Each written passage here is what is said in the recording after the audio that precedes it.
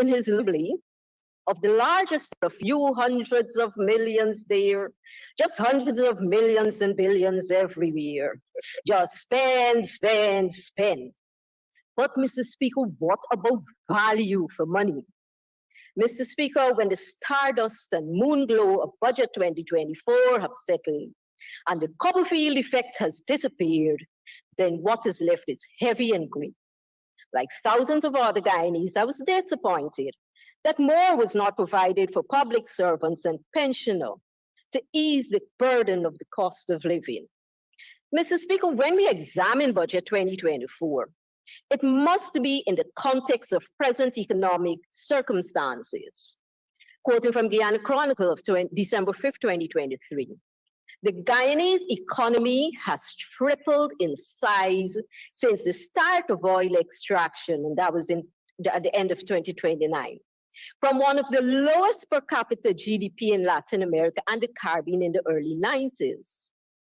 It is estimated, continuing to quote, it is estimated that Ghana's economy should record a 38.4% real GDP growth rate this year, that's in 2023, while growth rate should continue with an expansion of an expected 26.6% in 2024. The Chronicle was quoting an IMF report.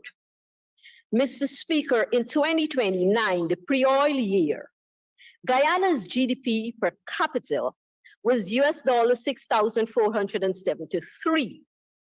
In 2021, the first year after oil production started, the World Bank data showed that Guyana had already entered the top 100 per capita economies of the world.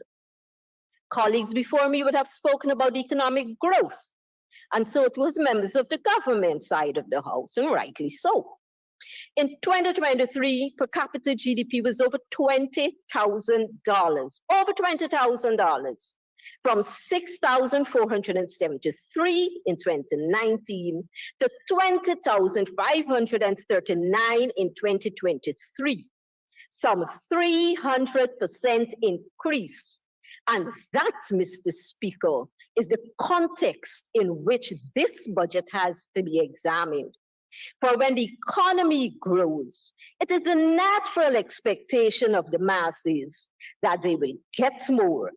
For if we produce more, then it follows that our people should get and deserve more. I'm not saying equal percentage increase in earnings. What I am saying is that the increase in GDP and per capita earnings should be reflected in what our citizens, especially our disadvantaged citizens, are getting.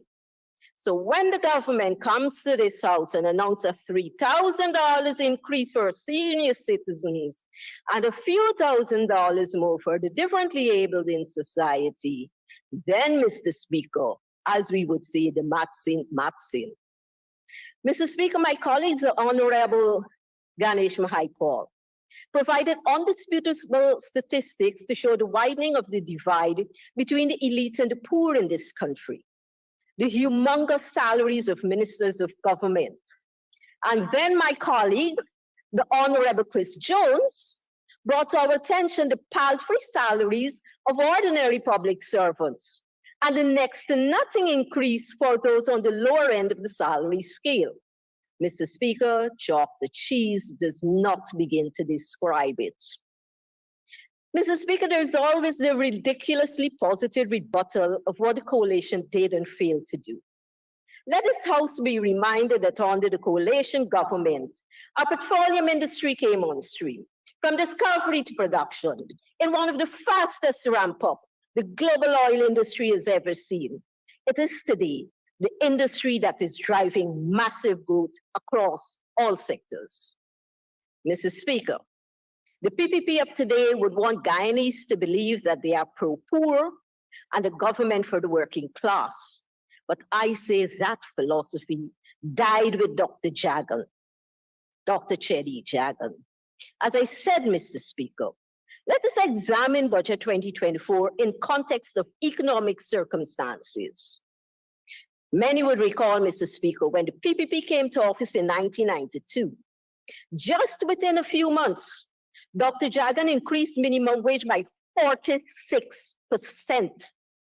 It was Dr. Jagan who also instructed that a bipartisan committee be established to look at the ways and means of increasing public servants' wages and salaries.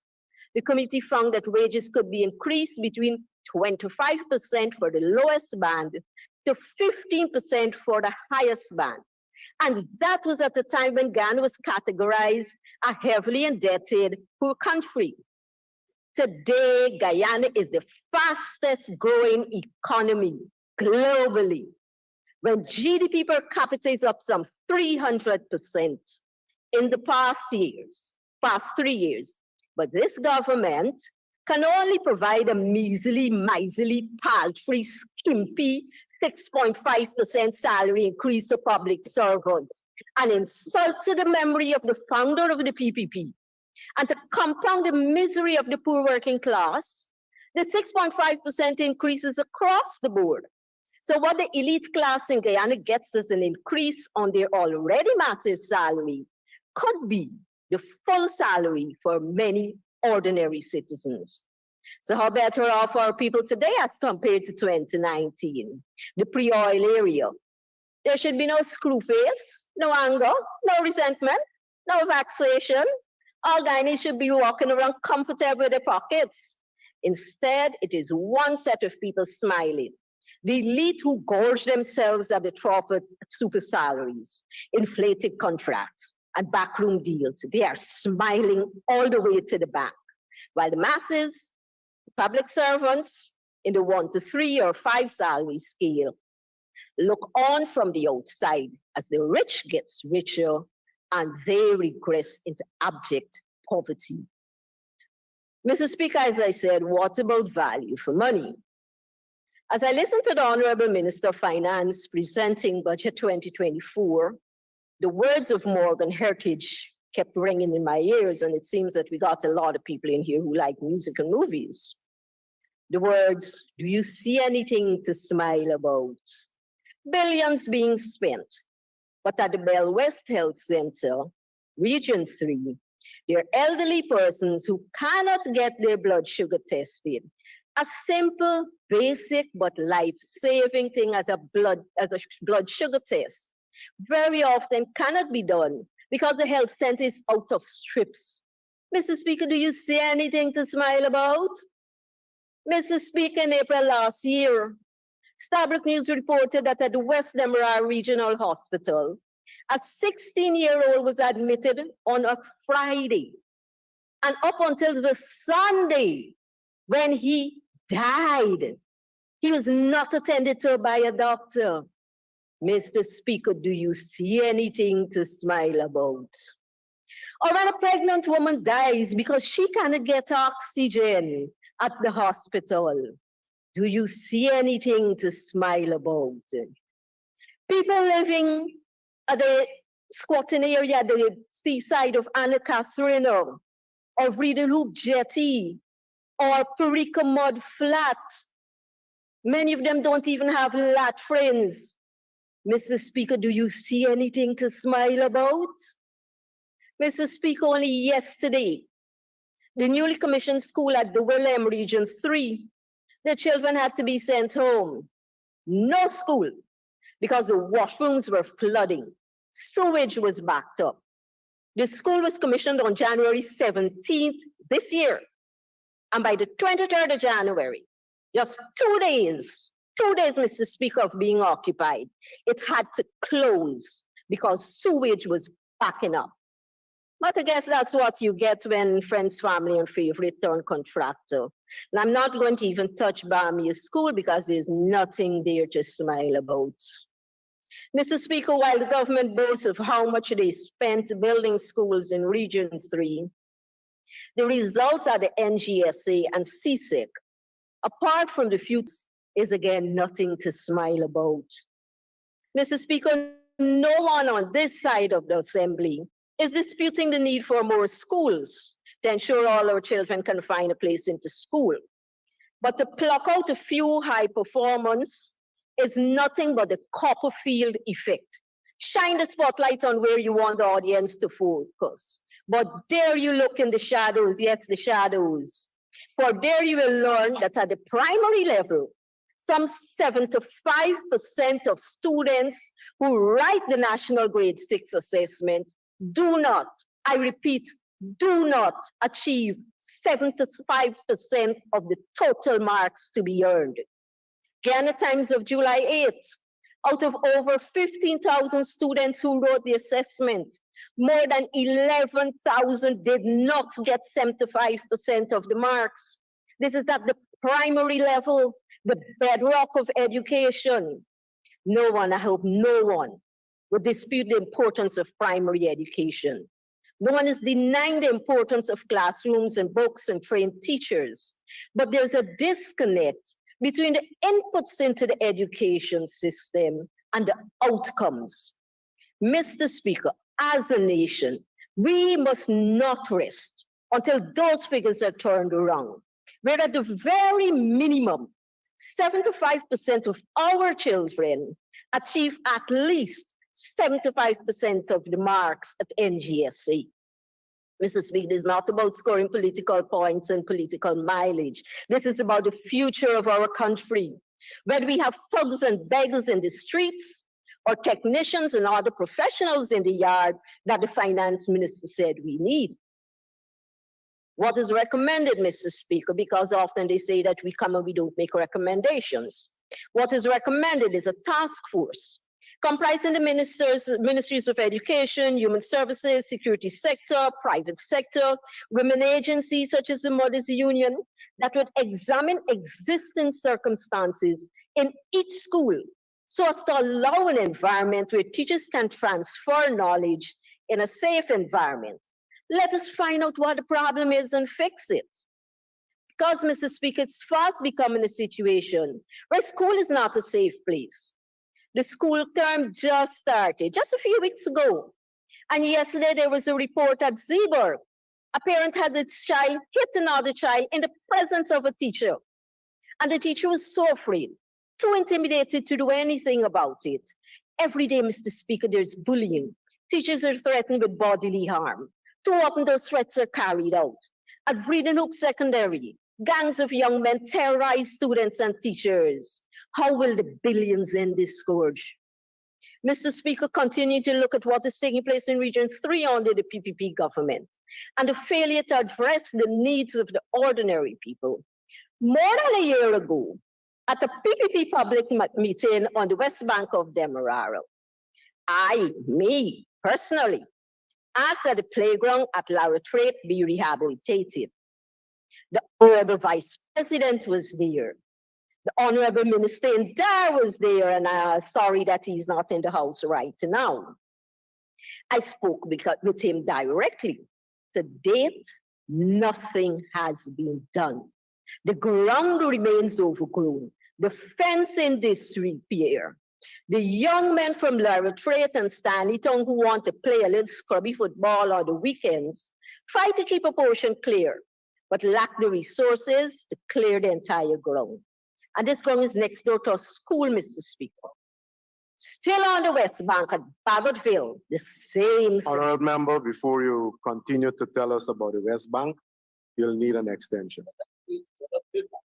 Mr. Speaker, I move that the honorable member be given 5 minutes to conclude our presentation. Thank you very much. Honorable member, you may proceed. Thank you, Mr. Speaker. So it's the same thing at Bagottville, Mr. Speaker. Mr. Speaker, my grandfather came from the palm oil. So the proud Carib blood flows in my veins. Mr. Speaker, for centuries, our nation's first people have preserved the forests. Their sacrifice today allows for those forests to earn money in the form of carbon credits. Yet, like subjects of a colony, they do not control how those funds are spent. A paltry 15% is given to them. Last year, I said they should get no less than 50%, and I make that call again The first peoples of this nation must be allowed to chart their own course, to define the agenda of their conference, to set their own budget for it, and they should be allowed to take the money for the carbon credits to fund their conference. Our Amerindian peoples are free and must benefit from the sacrifice of generations of their foreparents. Mr. Speaker, last year, Guyanese and the world watched in disbelief as 20 beautiful souls suffered an avoidable fiery death, avoidable. We learned from the survivors how the fire quickly spread across the PVC ceiling, fueling the flames. It will shock Guyanese and it will shock the world to know that portions of the newly commissioned school dorms at Lenora has PVC. Don't we learn, Mr. Speaker? Don't we learn? Mr. Speaker, one of the largest allocation of budget 2024 for a single project is for the gas to shore project that is said will provide 300 megawatts of energy. Mr. Speaker, last year, power consumption peaked at 182 megawatts. So how really is this government catering for an expanded manufacturing sector? 2, the people money being spent on this project, but to date, we do not have the final figure for this project. And 3, ExxonMobil has not made a final investment decision on this project. The government keeps siphoning off money out of the national coffers for this project, but what the people do not know of this project, far out knows what is known. Mr. Speaker, as I said, budget 2024 has a Copperfield effect. That illusion of doing great, wonderful, seemingly impossible achievements. But unlike Copperfield, where it's just an illusion and the building remains in place, at the end of 2024, the PPP would have made more than $1 trillion disappear from the national coffers. Mr. Speaker, like my colleagues in the poor, hard-working public servants, pensioners, and impoverished this fastest growing economy, I cannot support budget 2024. It needs to go back to the drawing board. Mr. Speaker, budget 2024 staying the course. It's more like a curse.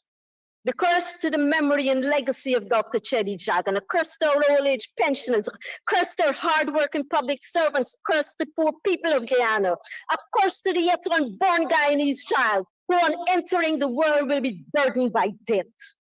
But come 2025, Mr. Speaker, yes, because I was in the media and I covered many assignments with him. But come 2025, Mr. Speaker, the good people of this land will do the comparison. What they got before oil under the coalition government and what they're getting now, that the economy has grown by 300%.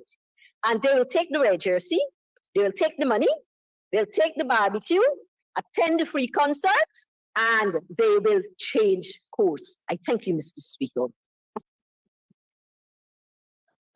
Thank you very much, Honorable Member.